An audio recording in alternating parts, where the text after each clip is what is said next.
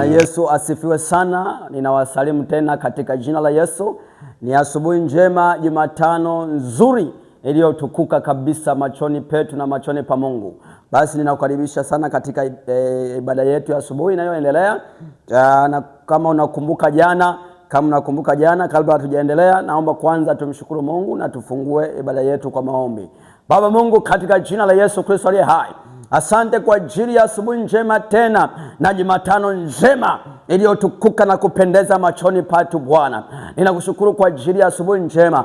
Tunajikabidhi mikononi mwako Bwana katika ibada hii nzuri ya asubuhi ya Jumatano, tunapokwenda kujifunza maneno mazuri ya ukombozi wa hatima. Mungu kapate kuwa pamoja nasi. Tunajikabidhi mikononi mwako, ni katika jina la Yesu, amen. Basi ninakusalimu tena katika jina la Yesu. Ninakukaribisha kwa saa hii, tutakwenda kuomba maombi kidogo ya toba. Omba toba kwa ajili ya uzao wako, omba toba kwa ajili ya maisha yako kwa dakika moja. Tuombe toba. Baba Mungu, katika jina la Yesu, ninaomba toba kwa ajili yangu, ninaomba toba kwa ajili ya mama huyu, ninaomba toba kwa ajili ya watoto wangu, ninaomba toba kwa ajili ya baba huyu. Asante Bwana kwa neema yako, asante Bwana kwa baraka yako. Tunaomba msamaha Bwana, ukatusamehe na kuturehemu katika jina la Yesu, amen. Basi ninakukaribisha sana katika ibada yetu ya asubuhi ya Jumatano. Kama unakumbuka jana Jumanne tuliishia sehemu moja ambayo Paulo alikuwa akiwindwa kwa sababu ya mafanikio yake. Tukawa nimesema kwamba katika somo lile ambalo liko nasema mafanikio yako hayawafurahishi wengine, tuliweza kujisoma kitabu cha Hesabu sura 22 na kuendelea mpaka Hesabu 23, tutakwenda kuona mpaka 23. Kwa hiyo tukaona kama mafanikio ya mtu yanaweza, nikasema kwamba tunalojifunza, jambo la kwanza, mafanikio yako wewe yanaweza, kuna watu wanashughulika na maisha yako wewe kuliko wewe mwenyewe unavyowashughulikia. Kwa hiyo nikaona kwamba tukaona habari za Paulo alipokuwa na windwa ili kuuawa, watu wamefunga siku 3 hamna kula wala kunywa, lengo apate kumwangamiza Paulo. Tukaona hata kwa habari ya Yesu anamuinda ili wapate kumwangamiza. Kwa hiyo leo tutaendelea na jambo la pili sasa katika somo letu hilo, kwamba katika mafanikio yako yafurahishi wengine. Jambo la pili tunalojifunza sasa, unaweza kaendeleza pale kuandika, andika jambo la pili tunalojifunza, mafanikio yako huongeza maadui. Mafanikio ya mtu, andika mafanikio ya mtu huongeza maadui. Mafanikio ya mtu yanaongeza maadui. Andika ile tutasoma, tutaipitia ile Wakorintho wa kwanza 16 na mstari wa 9. Tutapitia Wakorintho wa kwanza 16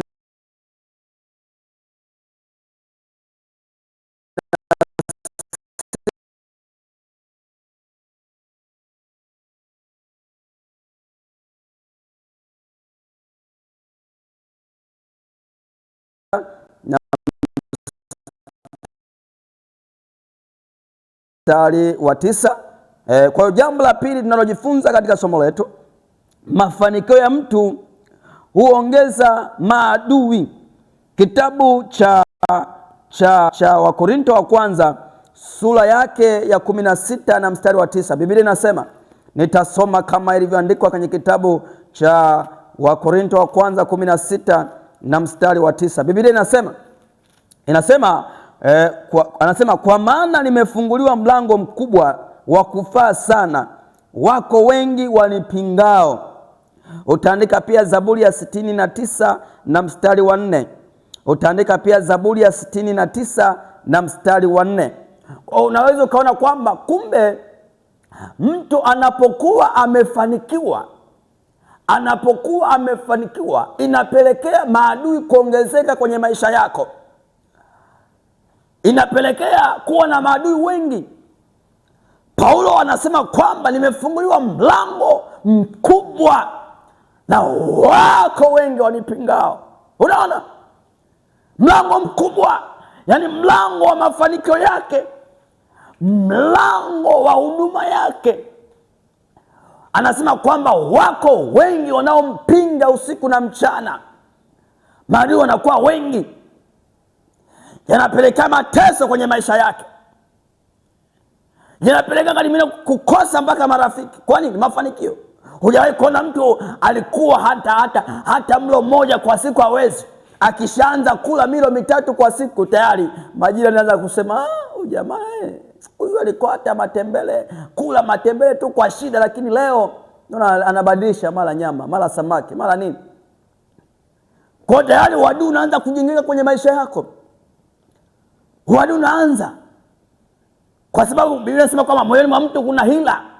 Ile hila ikishakuwa ikishazaa, mwisho inapelekea mateso au mauti kwenye maisha yako. Ile hila ndani yake itaanza kufanya mipango ya namna ambavyo inaweza kukuangamiza. Bwana Yesu asifiwe sana. Kwa unaweza ukaona kwamba kumbe mafanikio ya mtu yanaongeza maadui. Unaona Waisraeli wamefanikiwa kwao, kuongezeka kwao kukapeleka maadui kuinuka na kuanza kuwatafutia wachawi wa kuangamiza. Kwa mafanikio yako wewe yanaongeza maadui. Yaani sana kipato chako kinapoongezeka, Biblia inasema kwamba wanao waraji wanaongezeka. Kwenye kitabu cha Mhubiri utasoma sura ya kwanza na mstari wa 24-25. Kama mafanikio yako yanapoongezeka na walaji nao wanaongezeka, vivyo hivyo hata mafanikio yako yanaongeza maadui. Kwa Paulo anasema nimefunguliwa mlango wa kufaa. Ni mlango wa mafanikio, ni mlango wa utajiri, ni mlango wa kibali, lakini wako wengi wanaonipinga. Kwa hiyo kupingwa kwako wewe ni kwa sababu ya kufanikiwa, ni kwa sababu umefanikiwa. Maadui kuinuka kwenye maisha yako ni kwa sababu umefanikiwa, ni kwa sababu na kitu, una hatima. Kumbuka nipo kwenye wiki ya ukombozi wa hatima, kwamba hatima yako wewe hii uliobeba, yaani kile kitu ulichobeba ndani yako ndo kinaongeza maadui kwako. Yaani mambo yanayoendelea kwenye maisha yako ni kwa sababu ya hatima uliobeba. Kwa shetani hakutafuti wewe, anatafuta kilichobebwa ndani yako. Tunakwenda sawa sawa. Haleluya. Naomba ufuatane nami nipate kukupa vitu vitakapo kujenga maisha yako yote. Kwa hiyo ile kalama au ile hatima ulionayo ndani yako, zile baraka Mungu alizokubebesha. Kuna wengine wamebebeshwa, wamebeba hatima ya familia. Yaani kuna mwingine ni kuhani wa familia, amepewa uwezo wa kuisimamia familia, mwingine kusimamia ukoo, mwingine kuwalinda, kulinda. Huenda wewe ni mwanamke, Mungu amekupa neema au hatima ya kumlinda mume wako. Sasa kwa sababu wewe haujui nafasi yako, ndio kuna watu wanaanza kawa naishi tayari wana hatima ndani yao, lakini hawajui kwa Mungu amewapa nini.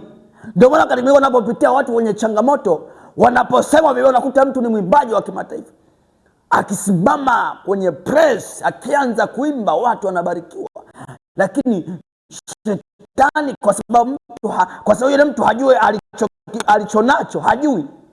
Shetani anapoanza kuinua, anaweza kumuinua mtu, hata mtu tu wa karibu yako, tu mwimbaji mwenzako, anaanza kusema vibaya. Ukianza kuvunjika moyo, kiacha tayari shetani ashangilia. Kwa nini? Maana ile karama yako ulionayo, karama ya uimbaji, ndio inaleta maadui, wanakuwa wengi. Mafanikio ya kitu chochote ulichonacho ndio kinainua uasi.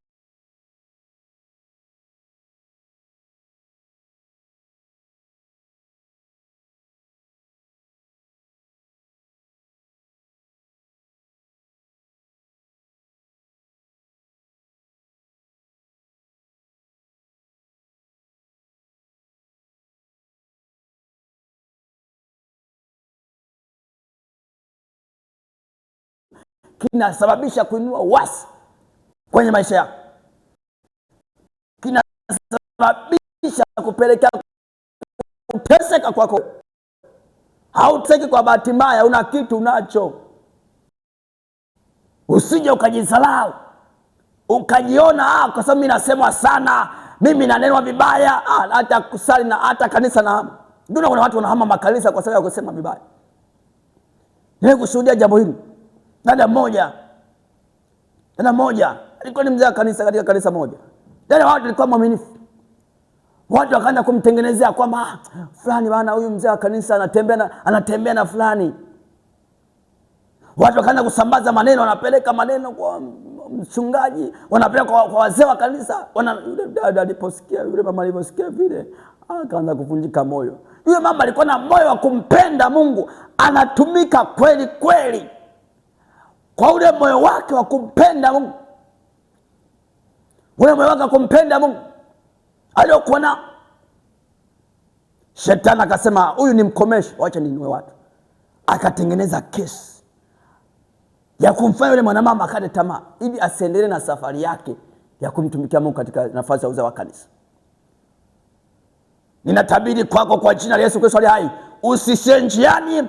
Hata kama vita itainuka kwako, hata kama watu watainuka kwako watakusema vibaya, hata kama watu watainuka watakung'onga, watakukataa, na kuombea usishie njiani. Songa mbele kwa jina la Yesu aliye hai. Aliyekupa kazi ndiye atakaye kwenda kuitimiza kwenye maisha yako. Mwangalie huyo kwenye kitabu cha Wafilipi sura ya 1 na mstari wa 7. Wafilipi sura ya 1 na mstari wa 6 mpaka 7.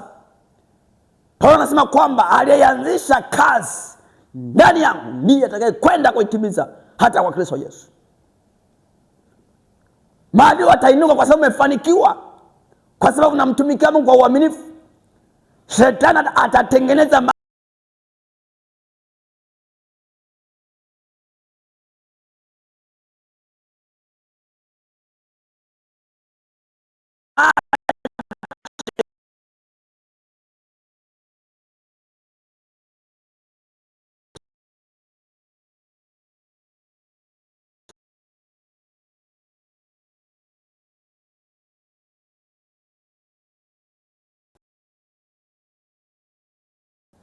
wa kukukwamisha usiendelee na safari yako. Hatima yako ndio inawindwa. Kinachotafutwa ni hatima yako. Kwa hiyo shetani atainua maadui. Kwa mafanikio yako yatasababisha maadui kuwa wengi. Maadui watakuwa wengi, watakutengenezea. Lakini ukisimama na kuwa mwaminifu, utashinda katika jina la Yesu Kristo aliye hai. Hautaweza kuyumbishwa, hautaweza kurudi nyuma. Utaendelea kuipambania hatima yako uliyobeba. Ukishajua kusudi ambalo Mungu amekubebesha. Naongea na watu ambao wanajitambua, naongea na majitu ya rohoni yanayojitambua, yanayojua kusudi ambalo Mungu amewabebesha. Hao watu hata kama yangekuja magumu kiasi gani. Daudi anasema kwenye Zaburi ya 27 na mstari wa 10, anasema baba yangu na mama yangu amenikataa, lakini Mungu atanikaribisha kwake. Naongea na watu ambao wana ujasiri kama huo, wana moyo kama hata kama wakikataliwa na ndugu zao, wakikataliwa na jamaa zao, wakikataliwa na watu waliowasaidia, wakainuka wakabadilikia. Hata kama kuna watu waliinuka nasema watakusomesha, utasoma mpaka chuo kikuu, lakini wamekuacha njiani. Adui ameinua vita, vikwazo, lengo kwamba usiendelee. Na kuombea kwa jina la Yesu. Simama kwa jina la Yesu aliye hai. Kama mlango huo umezibwa, Mungu atafungua mlango mwingine kwa jina la Yesu Kristo aliye hai. Haleluya. Kwa hiyo mafanikio yako wewe yanaweza kuleta maadui wengi kwenye maisha yako. Ukajikuta hata wale wategemea wakakukataa. Ule waamini kwamba wangekusaidia kwenye maisha yako, wote wakakukimbia. Tumeona wengi sana wamekimbiwa na watu walikuwa wanategemea, wamekimbiwa. Kuna wale walikuwa wanategemewa sana kwenye maisha. Ndio maandiko yanasema kwamba mtu anayempenda mama au kuliko mimi, Yesu anasema ni stai. Kwa nini? Maana mwanadamu anaweza kubadilika. Ndio maana Yesu anatoa mfano kwamba mkono wako wa kushoto ukosesha, ukate, ili uende mbinguni kwa na mkono mmoja kuliko kwenda na mikono mikamilifu alafu usifike. Maana yake nini? Maana yake kama unaweza anaposema mkono wako wa kuume, maana kama kuna mtu anaweza kuwa anamtegemea lakini anakufundisha mapotofu, yeye ukaachana naye. Hata kama alikuwa anakulipia ada mamilioni, mwambie Mungu, kwa sababu ya mambo yake anayoleta kwangu ya kunikosanisha na ufalme wako, siko tayari kuacha wokovu. Siko tayari kuacha wokovu. Wokovu ni mafanikio makubwa. Tunavyoendelea na somo letu la ukombozi nitakuonyesha huko mbeleni. Unasema siko tayari. Ndio maana akina Danieli, akina Shadraka, Meshaki na Abednego wasema kwamba sisi hatutakula chakula cha mfalme, ni tule mtama tu, tule mtama kuliko kula chakula kizuri. Na hali watu wetu hapo katika hali ya uharibifu, watu wetu wanateseka. Kwa hiyo lazima ujitambue, lazima ujue kwamba umefanikiwa. Maadui watakuwa wengi, utawindwa. Ndio maana hata ukiangalia katika maisha yetu ya kibinadamu au maisha ya kimwili, unakuta mtu akishakuwa tajiri. Kwa wale watu wasiomjua Mungu, wale watajiri wasiomjua Mungu, unakuwa anatembea na bastola. Yaani yupo kwenye gari anatembea na kibastola. Alafu hapa pembeni kuna mganga kienyeji. Yaani hayupo kwenye gari yake, hapa pembeni amekaa na mganga kienyeji. Alafu anaona ana bastola, lakini anaona bastola haitoshi. Alafu hapa pembeni anakuwa na mganga mwingine kienyeji kwa kumlinda. Na unakuwa unajiuliza, kwa nini? Maana yule ameshajua kwamba amefanikiwa sana. Kwa hiyo yale mafanikio yake yataleta maadui wengi kwenye maisha yake. Bwana Yesu asifiwe sana. Tupungiane mikono kama unanielewa. Kwa mafanikio yako wewe yataleta maadui. Kwa anaanza kujilinda mwenyewe. Kwa hata wewe lazima ujue. Uanze. Kuna maana kwenye kitabu cha Efeso 6 na mstari wa 10 hadi 12. Anasema hatimaye ndugu, mzidi kuwa hodari katika uwezo wa Bwana. Vaeni silaha zote za Mungu, mpate kuweza kushindana katika siku za uovu. Anasema kwa maana kushindana kwetu sisi si juu ya damu na nyama, bali ni juu ya falme na mamlaka, juu ya wakuu wa giza. Anasema simameni hali mmejifunga, mkivadilia haki. Sini ameeleza mambo mengi sana kwenye Efeso 6 ukianzia mstari wa 10 mpaka 18. Kwa nini? Maana lazima na wewe uwe na ulinzi. Kama watu wa duniani wanapokuwa wamefanikiwa sana, wanaweza kuwa na ulinzi kadha wa kadha. Kwa hata wewe unapokuwa umefanikiwa kiwokovu, mafanikio kwa njia yoyote, unahitaji ulinzi, kwa sababu unajua kabisa maadui watakuwa wengi.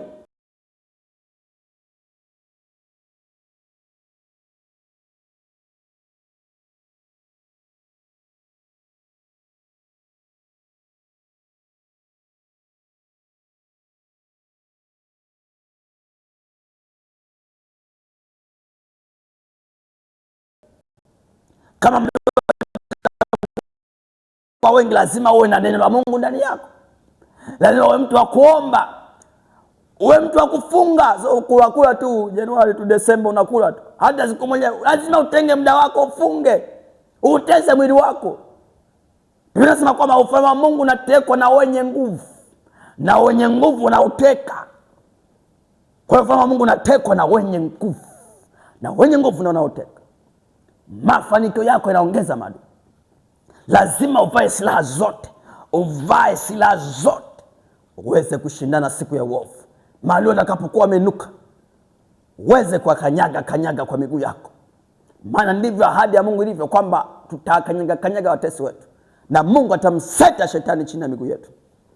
Kwa mafanikio yako wewe yanaongeza maadui kwenye maisha yako. Waisraeli kufanikiwa kwao kukapelekea watu kuinuka, wanaendea kwa ganga kienyeji. Ukisoma ile Hesabu 23 unaona wanatoa kafara. Tutakwenda kuona hapo kesho, Mungu akijalia, tunapoendelea na somo letu, tutakwenda kuona hapo kesho Alhamisi, tutaona namna Mungu anavyofanya mambo yake.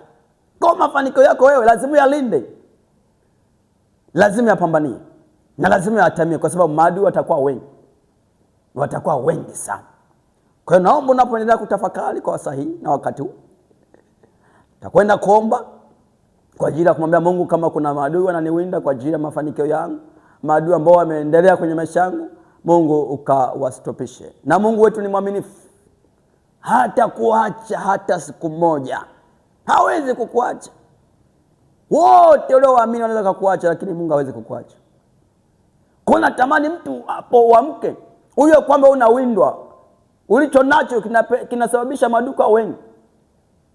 Hatima ulio nayo inainua maadui kwa wengi. Uwe makini sana. Uwe makini sana kupambana na kujua maisha yako. Basi sema, afatisha maneno haya tunapokwenda kuomba kwa ajili ya kumwambia Mungu atusaidie sana kwa kile kitu ambacho Mungu amekupa. Kama amekupa karama ya kuimba, amekupa karama ya wewe ni mchungaji, wewe ni mzee wa kanisa, wewe kwa nafasi ulionayo mwambie Mungu, kama kuna chochote kinainuka kwa ajili ya kuleta kikwazo kwenye huduma ulionayo, au manake ni maadui kwa ajili ya mafanikio ulionayo, tutakwenda kuomba kwa ajili ya hao. Mungu fuatisha maneno haya. Sema, Baba, katika jina la Yesu, asubuhi ya leo ya Jumatano nimelisikia neno lako kwamba mafanikio yangu yanasababisha maadui kuwa wengi kwenye maisha yangu. Bwana Yesu, naomba unisaidie kwenye huduma yangu ya uimbaji, ya uchungaji, ya uinjilisti, kwenye nafasi Mungu ulionipa katika kanisa au kwenye taifa. Naomba Mungu nisaidie. Maadui ni wengi, wanatafuta kunila nyama yangu, wananiwinda usiku na mchana, wanatafuta nafsi yangu. Bwana Yesu, njia yao iwe giza na utelezi, na mkuki wako Bwana ukawafuatie kwa jina la Yesu Kristo. Sema, Bwana Yesu, njia yao iwe giza na utelezi katika jina la Yesu aliye hai. Mafanikio yangu ninayatamia kwa damu ya Yesu, ninayalinda kwa damu ya Yesu. Mafanikio ya uzao, mafanikio ya biashara, ninayalinda kwa damu ya Yesu. Chochote kitakachoinuka kinyume nami kianguke mbele yangu katika jina la Yesu, amen. Basi kwa saa hii una sadaka yako. Jumatano ya leo, asubuhi ya leo iliyotukuka, tumejifunza mafanikio yako yanaongeza maadui. Katika ile somo letu, kama mafanikio yako yafurahishi wengine, mafanikio yako yafurahishi wengine, tunaendelea. Tumefunza siku ya Jumanne jana kwamba kuna watu wanashughulika na maisha yako, ulikuwa umeona unavyoshughulikia. Leo Jumatano tulikuwa nasema tumejifunza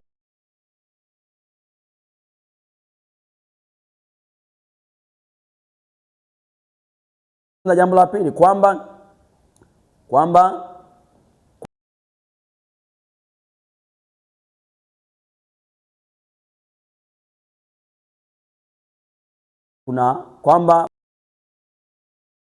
mafanikio yako yanaongeza maadui. Kesho Alhamisi tutaendelea na kingine. Kwa kupitia somo hili naomba ushike sadaka yako sasa ninapokwenda kukuombea kwa ajili ya kwenda kuhitimisha. Baba Mungu, katika jina la Yesu ninaomba kwa ajili ya sadaka ya mpendwa huyo. Mungu kazidi kuibariki, ukazidi kuijazilizia, ikazidi kuwafutilia mbali maadui wanayotafuta mafanikio yake. Mungu kawafutilie mbali katika jina la Yesu aliye hai. Ninatamka baraka, ninatamka kibali, ninatamka ulinzi kwenye biashara yake na kwenye mafanikio yake. Mungu kambariki na kumwinua na kumtenga na maadui katika jina la Yesu, amen. Mungu wa mbinguni awabariki sana. Tukutane kesho Alhamisi, amen.